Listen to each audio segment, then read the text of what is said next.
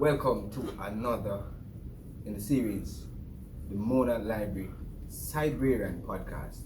I am your host, Adrian Duncan, and I have a very special guest today to have a general conversation with us as it relates to technologies in libraries and the inclusion of technology and how does technology play a role in assisting various communities in library. Today I have Mr. Kevin Boucher. Mr. Boucher is the head of the systems unit here at the Mona Library. Mr. Boucher, welcome to the podcast. Thanks for having me. So, Mr. Boucher, first let us have a light discussion into what we're going into. So let us put the context, let us understand your role here as the head of system and what that really entails. All right, well, in the most formal sense, it's not much different from any other librarian in that the general service we're attached to is access, Okay. right? Okay. And as we were taught, we are to help with the finding, the identification, the selection, and obtaining resources.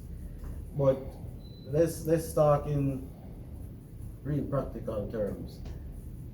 I have a three-dimensional role to play with the Mona Library. Three-dimensional. Three-dimensional as the head of systems. Okay. On one dimension, there are discovery systems, and those are the access points to our electronic resources. Okay. Things like UWI UWI Scholar, Oh. and the other platforms. So that's one dimension, discovery systems. Another dimension is ICT infrastructure.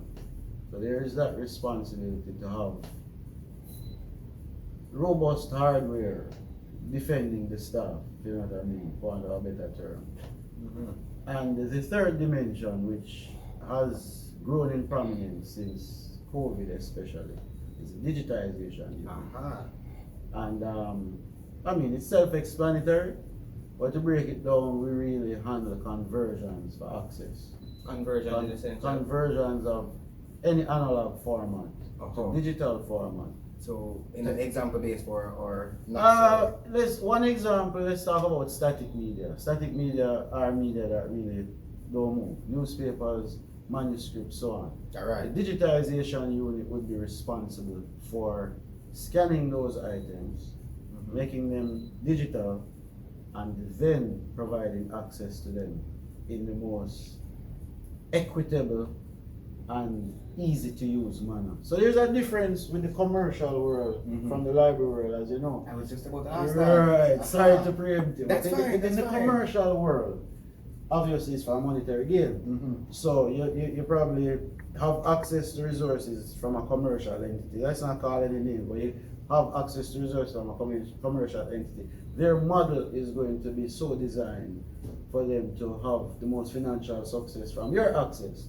The model of the library, as you know, is for the most equitable access to emerge. The library don't want money? The library wants money. The library doesn't want to fall under. The library is a non-profit organization. So our response, and when you say non-profit, the profit is not monetary.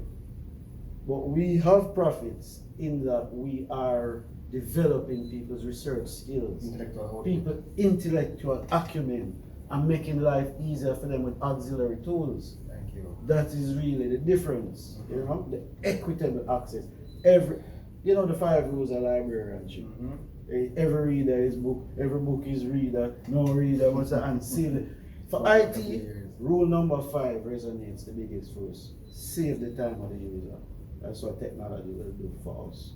Remote access, simultaneous access. And I like how you actually segue into what I wanted to be fair, and you made mention of technology already. Right. So for a layman looking on, let that person understand the role of technology in libraries, especially in the age that we're now in. What role is technology really playing in libraries? All right, in the layman's terms, the role technology is playing in libraries. Globally, the role is to solve information needs. That's the vaguest and most abstract response we can come with. Fair enough. Now, in our environment in the Caribbean, where we are riddled with developing countries and people who have that dilemma of choosing where the budget should go, the layman's thing is really, unfortunately for the Caribbean, still bridging that digital divide. Affording resources that the users really can't afford. Well, this is global, but more prominent in developing countries. Simple scenario. The average user who is not enrolled as a US student may choose a platform such as Google Scholar to do searching. After searching for certain resources, they will come across that special message that we know of. Access is denied. Yes. They don't have that money. You haven't paid. Now that non-US student would have to find a way to get that article. At some point. Now that's one of the responses that technology in libraries really brings, to the library patron, is that resources are paid for at a corporate level. So what we have inside our UWI are millions of articles, that if a single user were to attempt to pay for those singularly, I don't think even the richest of them could even afford. We could stand not being overwhelmed. Sure. So the library has taken on that, and this is from ever since. Is the only difference is the concept has always been the same, but the only difference is the method of delivery. Library realized that computer run things now, so the library has invested in that which delivers the most resources, which is through the computer. Yes. So what we find is that globally, but even for us, there is that shift from print onto the electronic platforms, and we acknowledge the advantages. For example, in the special collections, we have the Sir Hans Sloane collection, connoisseur's copy, which means nobody else will have it. It's a special copy. Yes. If we were to provide access to as we should, in the traditional way, we would risk that item suffering wear and tear from regular page turning and just transporting the item back and forth to storage area. The other disadvantage is once one person is perusing that thing, it is exclusive to that person, because for simple reasons like they want privacy and it's not practical to share. Technology solves those problems. You get the simultaneous access with the preservation at the same time. They're not looking at the actual material, they're looking at a digital surrogate of. They're looking at a digital surrogate of it. But as we say, the access is equitable. So the difference with the libraries, if we are scanning a manuscript and there is a blotch of ink on that manuscript, the digitally converted file will have the blotch of ink. Because you're scanning from because the equitable thing to do is to present it as it were in the physical sense. Right. However, if we were making a surrogate just for search purposes, we would probably do an optical character recognition. I don't mean to ramble. Clean it up and but you really you might need to edit. Yes. Because the real question is, how is the technology helping? And it's really for the Caribbean, I think, bridging the digital divide,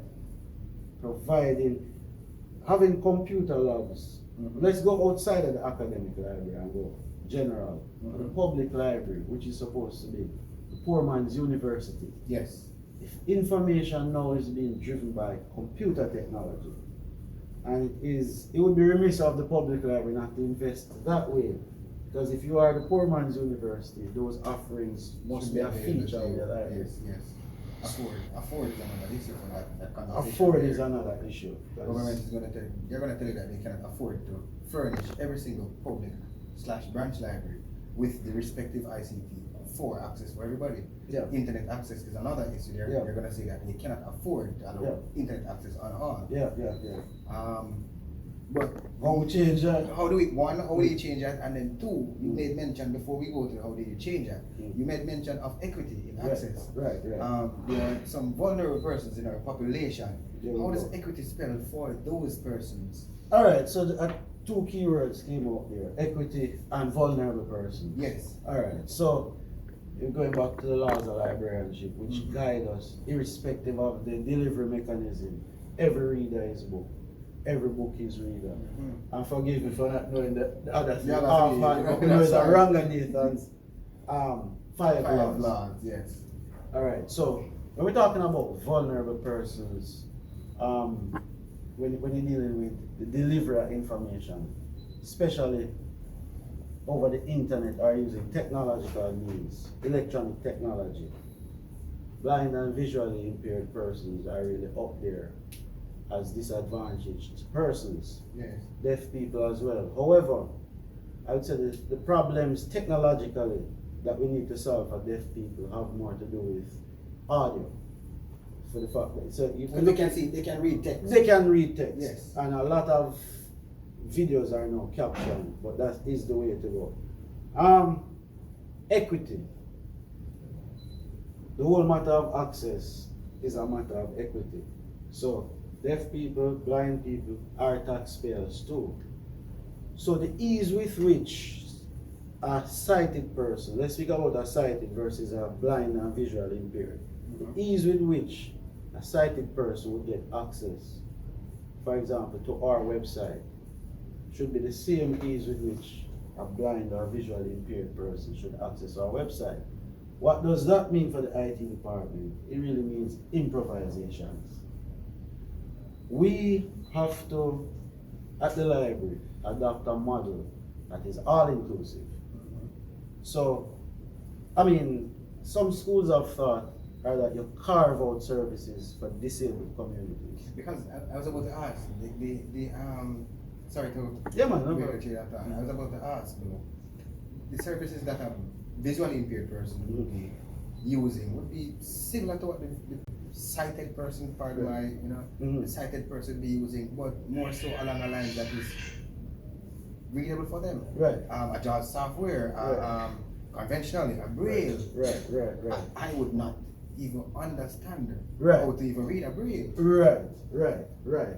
And what we have to remember too is, and I should say I'm specially trained in dealing with blind and visually impaired people. So you might hear that bias in my talk right now because a lot of my focus is to solve their access needs. Yes. Right? Now the improvisations that you spoke of, like Braille and JAWS and so on, they all have their place. I'm going to break that down for you really quickly. There are a set of tools that blind people need to be independent. And that's another thing that we try to market ourselves as librarians that we can do is give you equity and independence. So one class of improvisation is the screen reader. What the screen reader would do, as the name suggests, is read exactly what's on the screen. On screen. So that means every single thing. Every single thing that's on screen. It's time consuming though. It is time consuming, but this is where the librarian comes in. The real IT librarian would create let's look at a website, for example. We're doing a website and we want to ensure that the same equity is delivered to blind and visually impaired deaf people as for sighted people. What are some of the concerns we have to look at? We have on-demand site at our disposal. What I mean by that, we can look at our website and choose to browse where you want to browse. Any part of that website. Yes. And maybe through some modifications, the editors of that website may make some things brighter. You could imagine that that would mean anything to a blind person. The consideration we would have to put in is that screen readers read in a sequential manner, from left to right. Now, if you are a good librarian, you would be adhering to the best practices. And the best practice suggests that you know the services which are most primary to your organization and place them high at the top. So for people like those, their screen readers don't take all day to get to where they want to. Right. But that would mean the website would look a little different from what a sighted person would see. Well, there is guidance from international institutions like W3C schools that, believe it or not, allow you to code your website in a way that looks natural but is still increasingly accessible to blind people. And as I said, that's just one category of improvisation, the screen reader. There are also digital talking books. Those are portable. That's portable media, of course. That's something you can take with you. Yeah, you can read a book. So the average person can go to the airport and buy a Harry Potter book, a talking book, and read to them. I read to them. Nice voice and everything at the end and show or whatever. Voice. And The difference with what we do for blind people is if we are transcribing a book from analog to digital for a blind person, it would have to have the same navigability features as the book did for the sighted person. What I mean by that? Table of contents, an index. Bookmarking abilities are what we have as sighted people. We can just put something in the book and lock it. That's where I go back there afterwards. we would have to give, so we give them those things. As it goes back to what we said earlier, commercial entity delivering you a Harry Potter book would not have those concerns about navigability, page skipping, all of that. You just get a player and you just click play and you just read the something, you pause as a bookmark. But blind people would need textbook access, different things. I mean, it would be really nice for our podcast just about blind people. I was just about to say that. I think this is a very deeper conversation that we had. So I even thought it would actually go to the affair. I think we should have a follow-up of this conversation to the affair. Because there are several other issues that I know you'd like to touch on, especially when we're talking about the actual work. Because I know you mentioned that you have a love for and you are specially trained. But we also are highlighting the fact that you work here directly with the Center for Disability Studies, and you are integral in the work at the library, bridging that gap between the library and that department. Right. So I can realize your passion when you're talking about the software and stuff that you need for them. Right. I'm humble in that regard. I think the disabled community here is grateful for the assistance that have been given and for anticipating the assistance that you're going to give in the future. Seeing where your thought processes are for. Before you go, I'd like for you to give me 30 seconds on the future of libraries. What do you think the future of libraries is? Where do you think it's going? Do you see more technological inclusion in libraries? Your thoughts on? Well, I think it boils down to one simple concept that has always driven libraries, which is we are in the business of access. I always try to preach that we are in the business of access. As it relates to the future of libraries, I would say because of the pandemic, there are some imponderables. There are some uncertainties. Yes. Technically, when I do my own research, most people don't know what the future even will look like. Will we be going back to face-to-face fully? Hardly think so. Will it be a hybrid environment? Maybe. You know what I mean? What I think libraries need to do, especially in developing countries, is approach the technologies with the kind of culture that causes digital transformation. In my own assumption, I think a lot of technologies are underutilized, especially in libraries. Fair enough. Right? What we should do moving forward is, because what I don't want, Mr. Duncan, is for us to think that we need to move on to a techno-lustful type of mindset. Oh, we need to get some artificial intelligence. So basically you're saying a holistic approach to transform everything. Yeah, because guess what happened to you over your library? You go buy SUV and you not climb up the hill. You never climb up a hill once with your SUV. So you're wasting. And you look for buy more SUV, another fleet. First of all, assess all of your processes, all of your workflow, cut out the fat. That's what we did over digitization unit, and we tripled the production.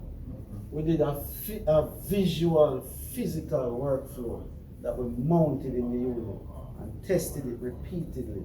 And each time we see a step that wasn't needed, dash way. Each time we saw a step that was routine, we moved it from being a human task to a computer task. Yes. So my strong belief is computers were made to do routine things. Yes. Human beings were made to manage projects. If you have people in there, in any workflow, just for example, counting things to see the amount of occurrences, that's something that needs to move to a system. I give another perspective real fast why I'm so sold with digital transformation. Just as another example, if somebody is coming to your house to cut the yard, he turns up with the traditional machete.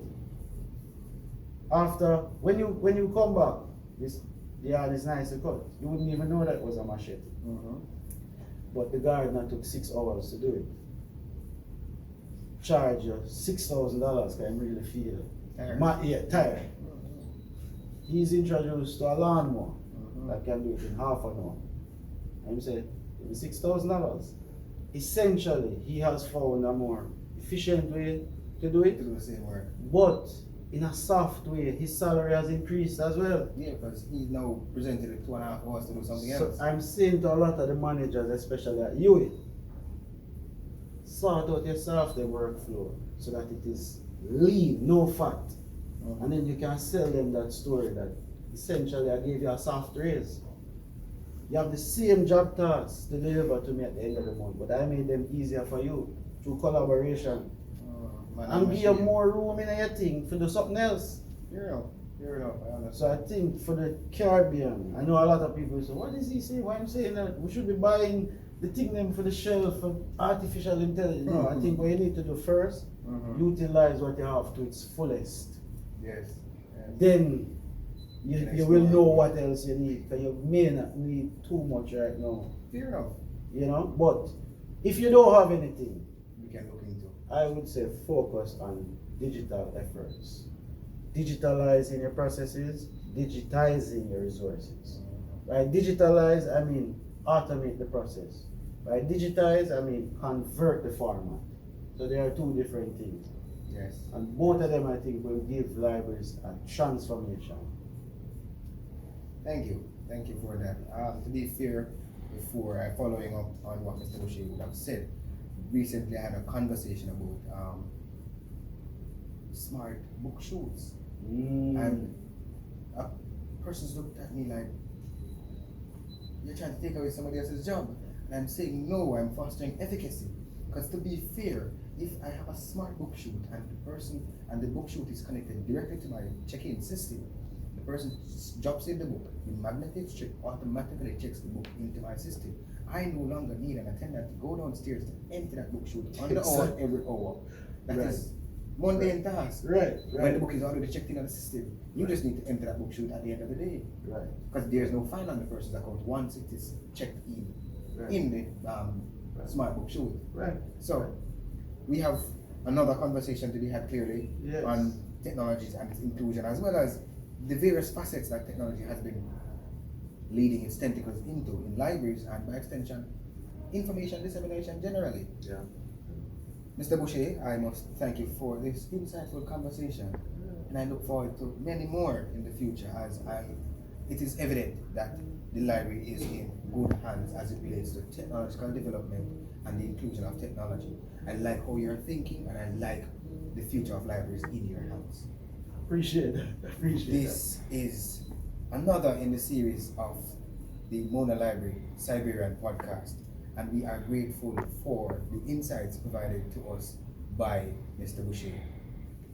Thank you so much. Have a wonderful evening.